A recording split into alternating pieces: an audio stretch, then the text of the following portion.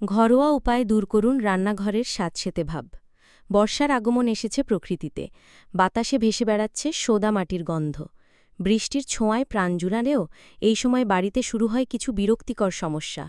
বিশেষ করে রান্নাঘরে বাড়ে স্যাঁতসেঁতে ভাব, দুর্গন্ধ ও জীবাণুর উৎপাত। বৃষ্টির জন্য বাড়ির ভেতর বাতাস চলাচল কমে যায়, যার প্রভাব পড়ে রান্নাঘরেও। মেঝে চটচটে হয়ে যায়, ফ্রিজ ও সিঙ্কে বোটকা গন্ধ ছড়ায়, এমনকি মশলাতেও ঘাম জমে তাজা গন্ধ হারিয়ে যায়। তবে বর্ষাকাল মানেই যে রান্নাঘর দুর্গন্ধে ভরে উঠবে তা নয়। কয়েকটি সহজ ঘরোয়া উপায় মেনে চললেই রান্নাঘর থাকবে পরিচ্ছন্ন, টাটকা ও সুগন্ধে ভরপুর।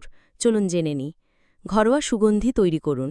একটি পাত্রে পানি গরম করে তাতে দিন লবঙ্গ, দারুচিনি, এলাচ ও কমলা লেবুর খোসা। ফুটতে দিন কিছুক্ষণ। রান্নাঘরে এই মিশ্রণের সুগন্ধ দ্রুত ছড়িয়ে পড়বে, দূর হবে আর্দ্রতার সোঁদা গন্ধ। ভিজা কাপড় নয় রান্নাঘরে। রান্নাঘরে ভিজা কাপড় ঝুলিয়ে রাখলে তা থেকে বোটকা গন্ধ ছড়ায়, তাই বারান্দা, ছাদ বা জানালায় শুকাতে দিন কাপড়। প্রয়োজনে ঘুরিয়ে ফিরিয়ে ব্যবহার করুন একাধিক পরিষ্কার কাপড়। মশলার যত্ন নিন। আর্দ্র আবহাওয়ায় মশলার গুণমান ও গন্ধ হারিয়ে যেতে পারে। সপ্তাহে অন্তত একদিন মশলার বয়ামগুলো রোদে দিন। রোদ না থাকলে হালকা বাতাসে রেখে দিন কিছু সময়। বেকিং সোডা ব্যবহার করুন। মশলার আলমারি বা সিঙ্কের পাশে একটি পাত্রে বেকিং সোডা রেখে দিন। এটি আর্দ্রতা ও গন্ধ শুষে নেবে। প্রতি 2 সপ্তাহে একবার বদলানো উচিত। সিঙ্ক পরিষ্কার করুন ঘরোয়া পদ্ধতিতে। লেবু ও লবণ একসঙ্গে মিশিয়ে সিঙ্ক ঘষে পরিষ্কার করলে বোটকা গন্ধ দূর হয়। দোকানের ক্লিনারের চেয়েও এটি বেশি কার্যকর।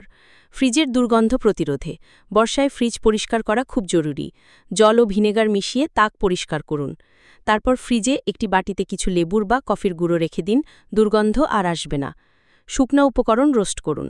রসুন, কারিপাতা ইত্যাদি শুকনা উপকরণ হালকা ভেজে নিলে রান্নাঘরের স্যাঁতসেঁতে ভাব আরেকটাই কমে যায় এবং একটি সুগন্ধও ছড়ায়।